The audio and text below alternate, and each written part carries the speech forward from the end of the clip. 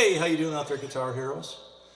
All right, well, we're going to dig into the D major chord today. And there's a few different ways we can play it.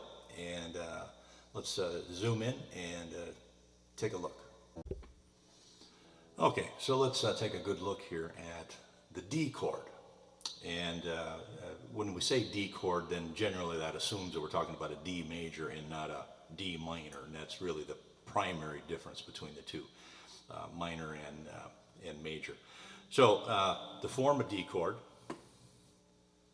here's what we got. And so I got my first finger here I'm on the second fret, so remember each one of these is a fret, and so these markers are really marking the frets themselves. We're on the second fret with my pointer finger, and then I take my second finger, now I'm on the little string, because the first one's on the third string. Third string, first string, and then this one here goes in between these two on the B string. So strings are from the bottom up, E, B, A, and those are the three that we're on. And then it goes D, A, and another E. Now, before you even get started with this, the one thing you need to keep in mind is the tips are your fingers of what you use to hold the strings down. So not the pad of your finger, but the tips. Now you can see the calluses on my fingers, and that's because I'm playing just about every day. And I know it's going to be a while, until you feel comfortable with that if you're just getting started. But, it just takes time, and after a week or so, you'll start building up those calluses, and you'll be able to play longer than 5 or 10 minutes before they hurt.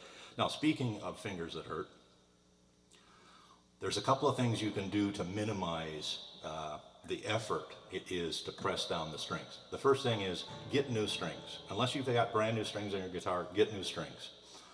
It makes a huge difference in the sound, no question about it. Of course, it has to be tuned, so new strings and tuned. If your guitar is not tuned and you've got a string or two that's out of tune, it's not going to sound good no matter how perfect that you have your chords formed. So make sure you got new strings. They usually last about 6 months for me. I usually replace them about every 6 months. I would probably replace them, at least a couple times a year isn't a big deal. And you can do it yourself, or you can bring it in the guitar store, and usually they'll do it for $10.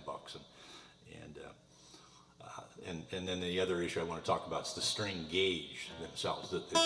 So normally when you go in and you buy a package of strings, first of all, you got to have steel guitar acoustic strings. You're not buying electric guitar strings. You're not buying nylon strings. You're buying steel strings for an acoustic guitar. So if you tell the sales guy, hey, I need steel strings for my acoustic guitar, he's going to assume they're going to be steel if you say acoustic guitar, but it's possible you might have nylon, but we're talking about steel strings. The smallest gauge here is usually the thing that designates the thickness of all of them, and the lightest one is a 10 or a 0.10. 10 or 0.10 is the gauge. That is the lightest steel strings that you can buy for an acoustic guitar. That's what you need. 10s. That will reduce the amount of pressure that it requires to push these things down so they get clean. The other thing is to make sure that your guitar neck, this neck that's going down here, that the strings aren't too far above that. They should just be just far enough above so you don't get buzzing. If they're quite a distance between the two, it's going to be much harder to press down. Of course, the further you get up the neck, the worse it is.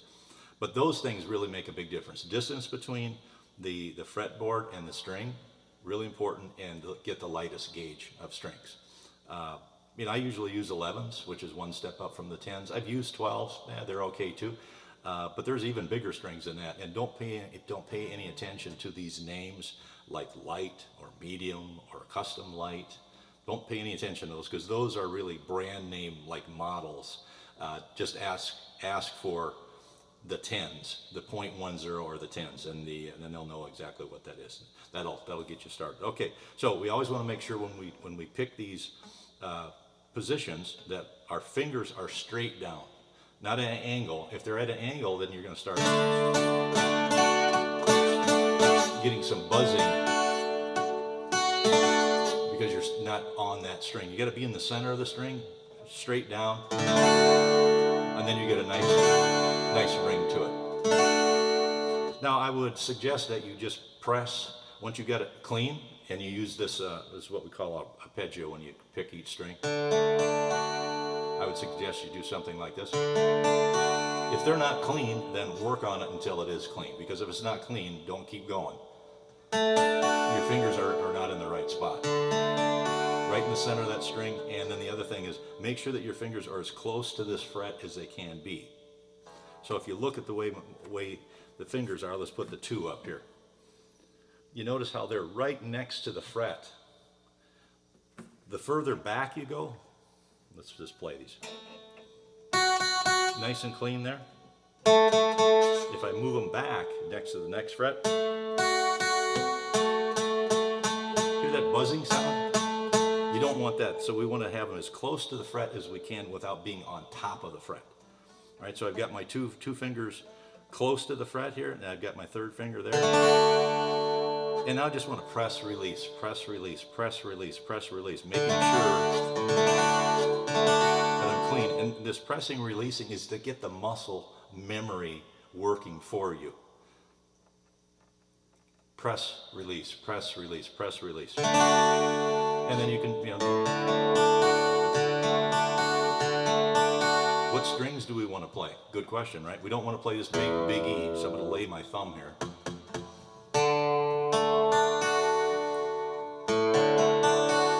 And normally, so I'm going to start with the A string, which is the 2nd one from the top. So that doesn't sound too bad. But don't play this one.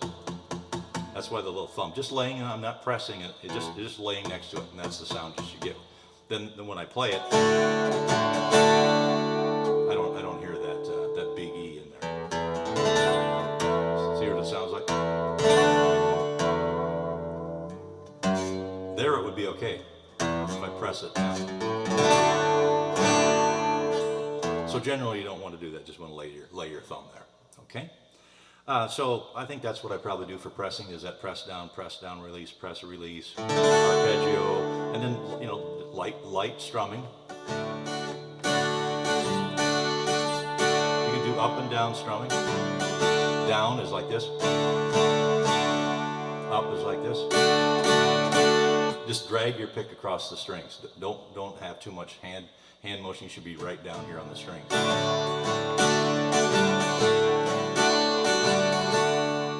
And there's a little trick about taking fingers on and off like this. Sometimes you can get a nice little sound like that. And speaking of this position of D chord, if I put my little finger down here right behind this my 3rd finger, and then take it off,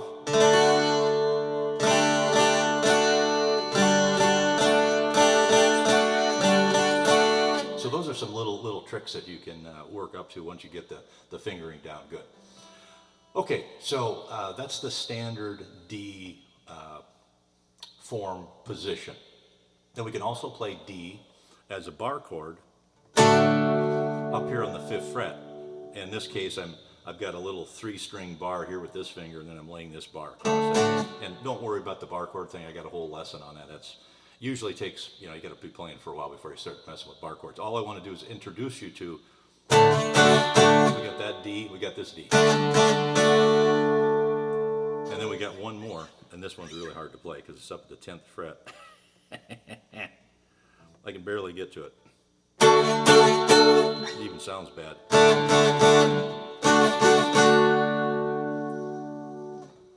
So those are other places, but just concentrate on this one. Now the only other thing I wanted to mention in this lesson is a D7. A D7, really common chord. You find it when you're playing, a 3-chord song. A lot of times there's a 7th in there. So we got a D, and the D7th could come right behind it. Or the D7 could be substituted for a D, either one. Now the way we play this, these 2 fingers, those positions are going to stay exactly the same. This position is going to change, but you can't do it by leaving them there. So I'm going to take my pointer finger and I'm going to put it on the 2nd string on the 1st fret, and then I'm going to put these 2 fingers back down to where the other position was, and I get this sound.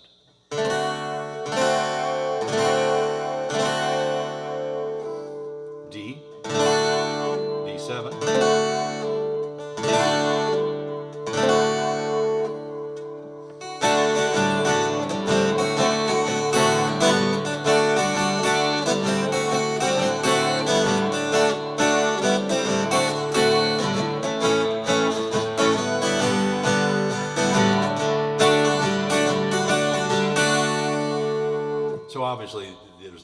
chords that go with the D, and the key of D has, D is our first chord, and our next chord is going to be either an A or a G.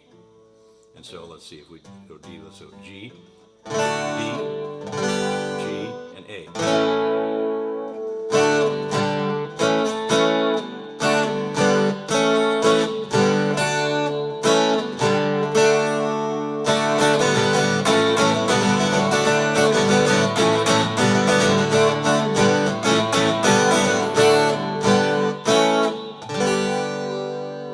So we got a little ways to do that, but there's what you can do with just those three chords. D being your first chord in the key of D.